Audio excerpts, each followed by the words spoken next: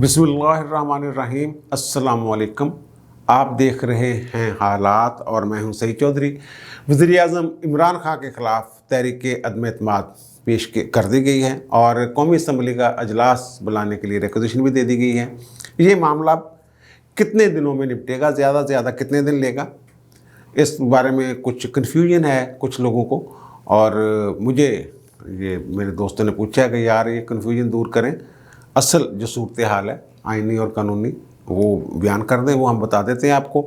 और फिर वज़ीर-ए-आज़म का एक बड़ा इख्तियार जो है आज वो ख़त्म हो गया है। वो क्या इख्तियार है और उससे मुतल्लिक़ आइन का कौन सा आर्टिकल है और वो क्या कहता है। और फिर बॉडी लैंग्वेज, यार वज़ीर-ए-आज़म जो हैं वो भी बड़े पुरअतमाद नज़र आ रहे हैं, अपोजिशन वाले भी बड़े पुरअतमाद नज़र आ रहे हैं। बज़ाहिर तो उनकी बॉडी लैंग्वेज इमरान खान की ऐसी है कि लगता है उन्हें फ़िक्र ही कोई नहीं, लेकिन जो मुलाकातें कर रहे हैं धड़ाधड़ और जो हदायत जारी कर रहे हैं और जो लेन देन कर रहे हैं, वो कहते तो उनको है ना कि 18-18 करोड़ में जनाब बोलियां लग रही हैं अरकान असम्बली की, तो ये भी कुछ बोलियां लगा रहे हैं। और एक लिस्ट आई है हमारे पास कि खान साहब के पास जो जिन लोगों के बारे में ये खबर गई है कि वो गड़बड़ कर सकते हैं या नाराज़ हैं, उनमें कुछ वज़ीर भी हैं सुनने में आए, तो वो लिस्ट भी ओपन कर देते हैं आपके सामने। और फिर तरीन ग्रुप जो है वो अभी तक डटा हुआ है, वो कहते हैं जनाब माइनस आसमान बुज़दार के बगैर तो बात हमने आगे करनी ही नहीं, पहले ये करें। क्या जहांगीर तरीन ग्रुप जो है वो मान जाएगा और क्या अलीम खान और जहांगीर तरीन ग्रुप जो हैं वो अलग अलग फ़ैसले कर सकते हैं, इस पर भी थोड़ी सी हम रोशनी डालेंगे। पहले वो यार रूल्स की जो बात है वो बड़ी ज़रूरी है कि आइन का आर्टिकल है 58 और आइन के आर्टिकल 58 के तहत वज़ीर-ए-आज़म को ये इख्तियार है कि वो डिवाइस दे दे सदर को कि जनाब आप असम्बली बर्खास्त कर दें, तो वो असम्बली तहलील कर देता है उस रेफरेंस पे। और अगर सदर असम्बली तहलील नहीं करता तो 48 घंटे बाद असम्बली खुद तहलील हो जाती है, यानी वो तसव्वुर किया जाएगा कि उसकी मंजूरी होगी है, तहलील कर देगी है। अब यहाँ ये कन्फ्यूजन कुछ लोगों की तरफ से फैलाई गई कि अभी क्योंकि वो इसमें जो आगे वजाहत की गई है ना, इसमें वजाहत ये की गई है कि वज़ीर-ए-आज़म जो है अगर उसको तहरीक अदम एतमाद का नोटिस जारी हो जाए तो फिर वो असम्बली बर्खास्त नहीं कर सकता, उसका ये इख्तियार ख़त्म हो जाता है। अच्छा, अब इसमें कुछ लोगों की वो कन्फ्यूजन फैलाई जा रही है कि जनाब अभी उसके पास ये इख्तियार है जब तक असम्बली का अजलास नहीं होता या उन्हें नोटिस मसूल नहीं होता, इस तरह की कन्फ्यूजन फैलाई जा रही है। असल में ये थोड़ी सी इसमें थोड़ा सा फ़र्क है। तहरीक अदम एतमाद दाखिल करने से पहले एक नोटिस दिया जाता है अपोजिशन की तरफ से, उसको आप उर्फ़ आम में हम कह देते हैं तहरीक अदम एतमाद पेश कर दी गई सेक्रेटेरिएट में। वो रिसीविंग जैसे आज ली है उन्होंने, जाके एजाज सादिक वगैरह जो गए थे सारे, उन्होंने वो जमा करवा दिया है।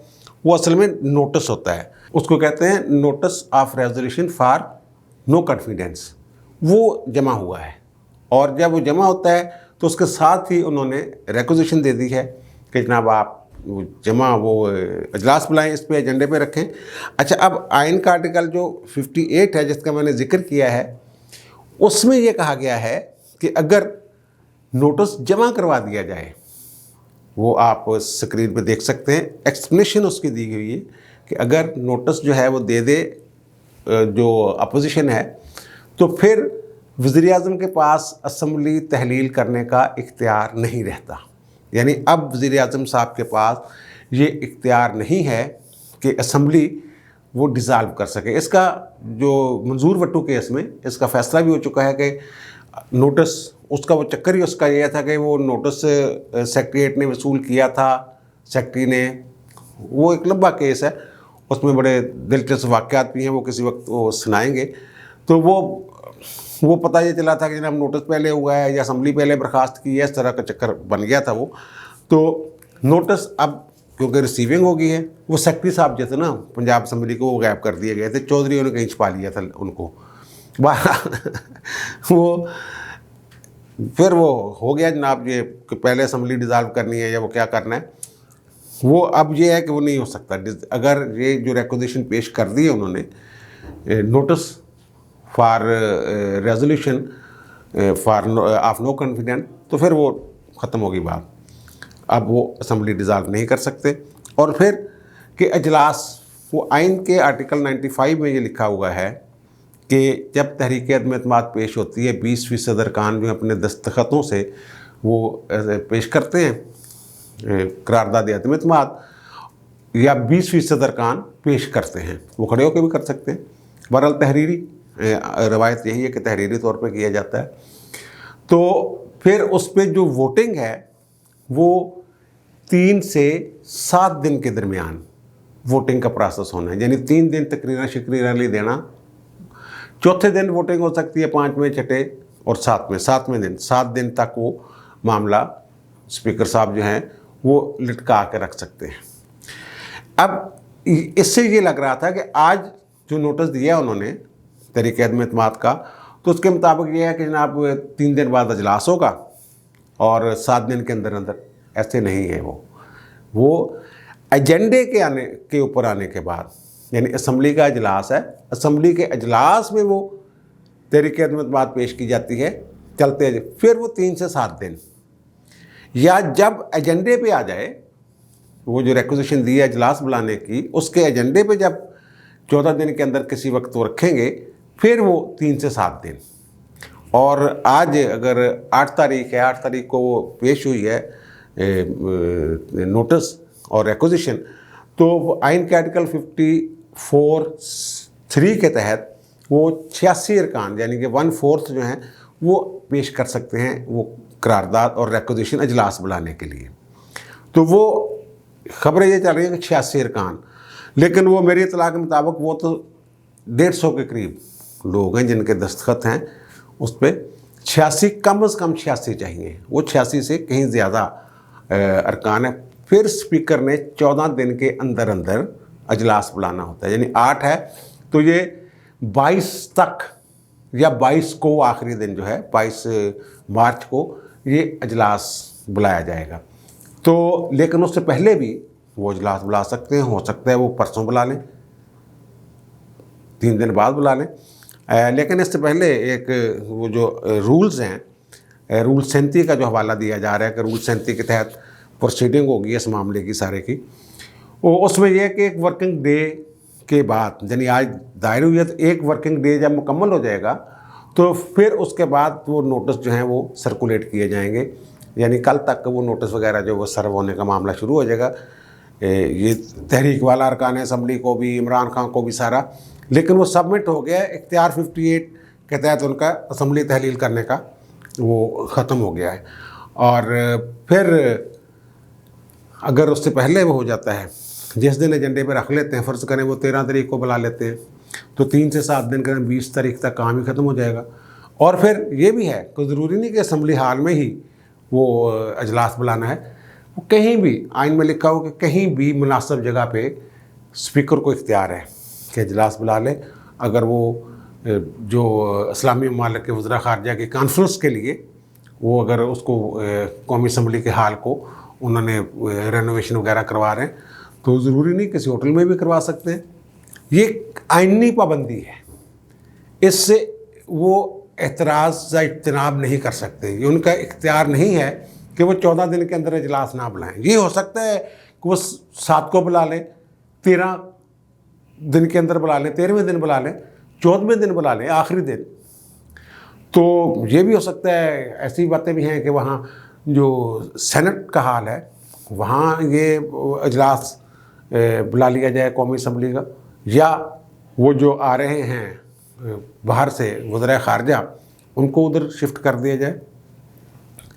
अगर ये 22 को आता है, करारदाद होती है, वो अजलास बुलाते हैं, उसी दिन करारदाद पेश होती है और एजेंडे पर रख ली जाती है, तो फिर 3 से 7 दिन यानी कि 23, 24, 25 के बाद किसी वक्त भी वोटिंग हो सकती है और 7 दिन तक वो जानी है। 29 मार्च तक ज़्यादा से ज़्यादा ये काम जो है ये ख़त्म हो जाए ना, अगर इंतहाई आखिरी हदों को। लेकिन यहाँ तो मसला ही और बना हुआ है, वो तो इतने एतमाद हैं अपोजिशन वाले कि वो तो भाई नए वज़ीर आज़म के प्रोटोकॉल की तैयारियां कर रहे हैं और उनका ख्याल है कि वो 21 से पहले पहले, उनका ये ख्याल है, मेरी खबर कोई नहीं है, द्रोग बर गर्दन रावी, 21 मार्च से पहले पहले शायद ये मामला निपट जाए। इसका मतलब है कि वो अजलास जल्दी हो सकता है। उनकी खैर खबर जो है वो, हमारे एक दोस्त हैं रिजवान रज़ी साहब, वो शरीफ मेडिकल कम्प्लेक्स में अपना कुछ चेकअप करवाने गए थे, तो वहाँ उन्हें ये इतला मिली डॉक्टरों के, वो जनाब वो कोई कन्वोकेशन है 21 मार्च को शरीफ मेडिकल कॉलेज वगैरह का। तो वहाँ तो वो उन्होंने जनाब HODs वगैरह जो हैं, हेड ऑफ द डिपार्टमेंट, उनको कह दिया जनाब वज़ीर आज़म साहब ने आना, तैयारी करो। फिर वज़ीर आज़म तो फिर नून लीग दे होगा या शहबाज शरीफ होएगा, चाचा जी होंगे, या जो भी जितने भी हाथ रखना उन्होंने वही होएगा ना। अच्छा, ये जो मैं बता रहा हूँ ना कि इख्तियार वाली के 58(1) के तहत इख्तियार ख़त्म हो जाएगा, वो असम्बली तहरीक, ये अटार्नी जनरल से आज मुशावरत की है वज़ीर आज़म ने, सारे कानूनी आइनी पहलू जो हैं वो उसमें डिस्कशन हुई है। तो उन्होंने भी ये कहा है कि जनाब आपके ये इख्तियार ख़त्म हो गए, अब आप आगे वो नहीं कर सकते कि आप चाहें कि जनाब मैं अब असम्बलियाँ तोड़ दूँ। हूँ तो असम्बलियाँ नहीं तोड़ सकते, बाकी थोड़े वज़ीर आज़म देखे तैयार जेडे भी तुम ताले आजमाई करना चाहते हो, जो भी मुहिम जोई करना चाहते हो कर लो, लेकिन ये नहीं अब आप कर सकते, असम्बली नहीं तोड़ सकते। अच्छा, फिर यार वो लंबा हो जाता है, कोशिश तो मैं करता हूँ, मैं थोड़ा सुस्त है यार, मेरे को तेज़ी और नहीं दिखा होती। अब वो जो लिस्ट वज़ीर आज़म साहब को पेश की गई है नाराज़ लोगों की और उन लोगों की जिनके बारे में ये ख्याल है कि वज़ीर आज़म साहब जो हैं वो उनको वो चांसा दे सकते हैं, ये बंदे जड़े ने इधर हो सकते हैं। तो उसमें कई नाम तो मंजर आम पे, जैसे नूर आलम खान साहब हैं, वो तो कुल्लम खुला कह गए ना मैंने आइंदा वो टिकट ही नहीं लेना, लेकिन वो कुछ लोग ऐसे हैं जिनके बारे में, जैसे गुलाम सरवर साहब हैं जो वज़ीर हैं, वो कहते हैं कि उन्होंने भी मुलाकात बड़ी ज़रूरी है खान साहब, वो भी ज़रा इधर उधर ने। फिर 3 ग्रुप के लोग हैं, राजा रियाज वगैरह, तो वो भी हैं। फिर कुछ लोग काफ लीग से PTI में भेजे गए थे, उनके बारे में बड़े शकूक व शुबात पाए जा रहे हैं। जैसे कि आप कह लें कि शौकत भट्टी साहब, साहबजादा महबूब सुल्तान साहब, और फिर आमिर सुल्तान चीमा साहब, कोई सनाउल्लाह खान साहब हैं, मेरा ख्याल सनाउल्लाह खान मस्ती खेल जो है ना वही हैं, कोई साले मोहम्मद हैं, मोहम्मद नवाज़ हैं, और फिर वो मैंने उसका नूर आलम का मस्ती खेल का तो बता ही दिए। और फिर कुछ लोगों से नाराज़ लोगों को मनाने के लिए आज को उन्होंने मुलाकातें भी की हैं। वो अगर ये बंदे जो हैं, अच्छा ये बड़ी दिलचस्प बात है, बंदे इकट्ठे आए हैं, ये ख़तरनाक होता है। वो गुलाम मोहम्मद लाली साहब हैं, नवाब शेर वसीर हैं, या नवाब शेर वसीर या वसीर, और समी गिलानी, अफजल धांधला, और डॉक्टर रमेश कुमार, मुबीन अहमद, साजिदा जुल्फ़कार, ख्वाजा शराज, महमूद, बासत बुखारी, फ़ज़ल मोहम्मद ख़ान, ये इन लोगों को खान साहब जो हैं वो मनाने की कोशिश कर रहे हैं कि जनाब मान जान किस तरीके ना कि फिर कल गेट हो रही है।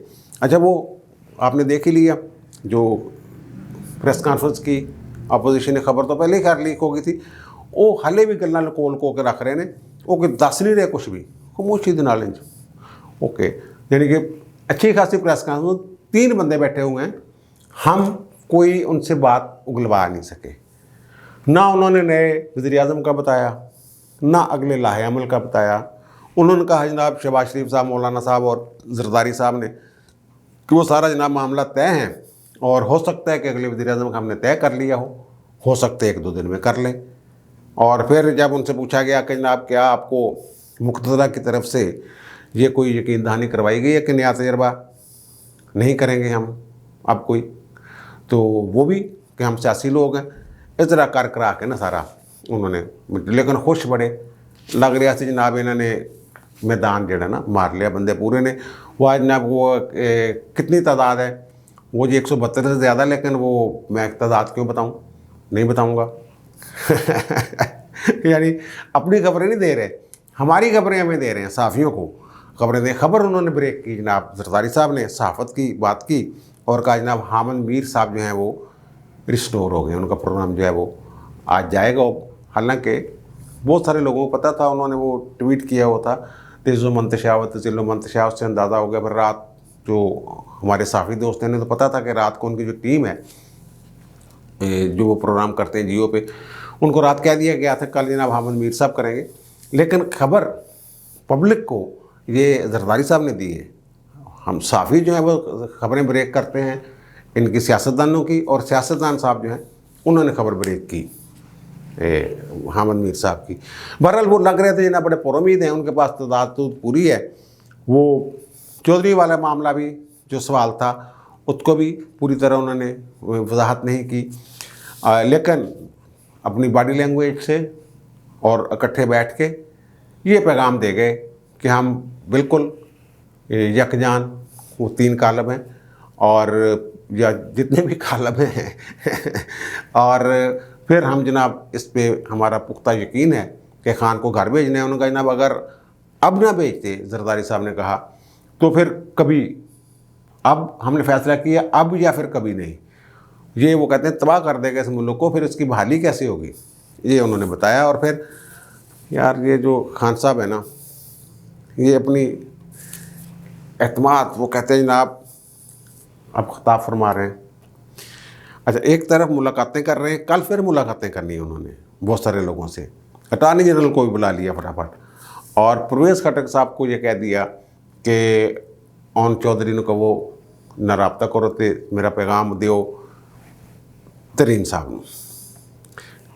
मैंने कल अर्ज़ किया था कि तरीन साहब जो हैं वो राब्ते में नहीं रहे इनके, और अलीम खान से इमरान इस्माइल ने कहा कि यार तरीन ना तो गल करवाना साड़ी, वो नहीं हो सकी सी। और फिर उनको ये कहा गया कि जनाब आप वज़ीर-ए-आज़म से बात कर लें, अलीम खान से। उन्होंने कहा नहीं मैं नहीं करनी, पहले साढ़े जो मामला ने तुहानूं दस रहे हैं ये उदों तक पहुँचा दे। सानूं पंजाब हुकूमत बड़े तफदात ने सानूं इग्नोर बड़ा किया वगैरह वगैरह, 100 दिन पता नहीं अंदर रहा मैं जेल च, वह कौन जिम्मेदार वगैरह वगैरह, इस तरह की बातें।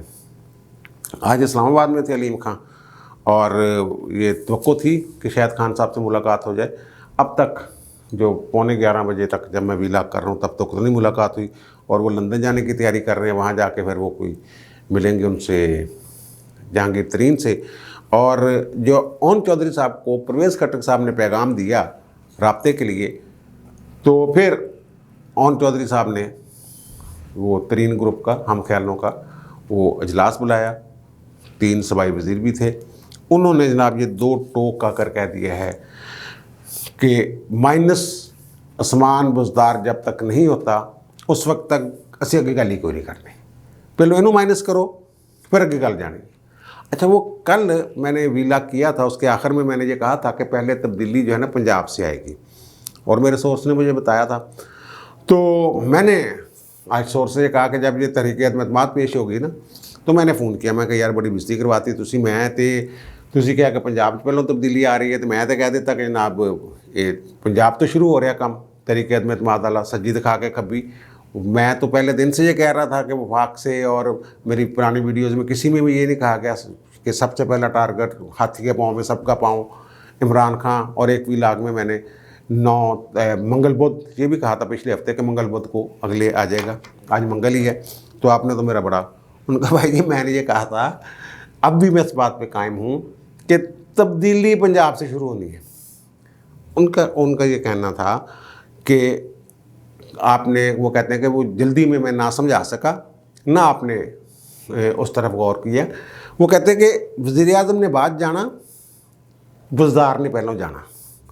अब बुज़दार साहब कैसे जाते हैं, और वो जो तरीन ग्रुप है वो उन्होंने एक जो दिया है, एक डेडलॉक पैदा कर दिया है कि पहले बुज़दार को घर भेजें। और ये पक्की खबर है 130% कि जो तरीन साहब हैं वो इमरान खान साहब के साथ नहीं जाएंगे। 100% खबर है जी। जहांगीर तरीन साहब बड़े ही तंग ने, और अलीम खान उस तो भी तंग आ। और अलीम खान, उन्होंने ये अजलास में ये अलीम खान साहब के हवाले से ये बाद में प्रेस कॉन्फ्रेंस में बताया कि अलीम खान भी पाबंद होगा। वो हमने तमाम इख्तियारात जो हैं वो दे दिए हैं जहांगीर तरीन को।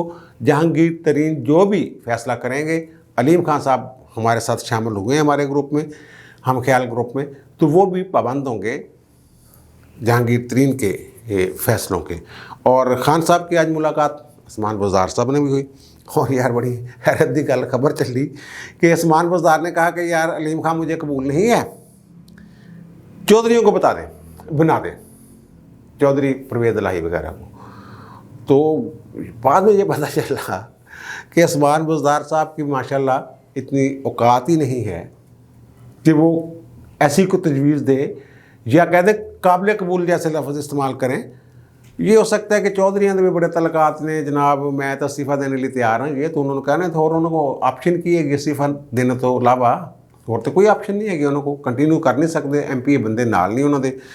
बहरहाल वज़ीर आज़म साहब ने ये फरमा दिया है कि जनाब कि अब माइंड गेम शुरू हो गया, माइंड गेम, और माइंड गेम का मैं मास्टर हूँ। एक 11 बंदियां की टीम नहीं भाई जी, थोड़ी कबीने 55 बंदे ने भाई जी, बशीर मशहूर सारे मलाम लू के ये 342 का ऐवान है भाई जान, वो अपोजिशन वाले भी बैठे ने। ये माइंड गेम है जनाब, माइंड गेम। मैं अब ऐसा पलटा दूंगा, शेख रशीद को भी मुखातब करते रहे एक तकरीब में, शेख साहब आप देखिएगा मैं अब क्या करता हूँ, और मैं ये कर दूंगा और वो कर दूंगा।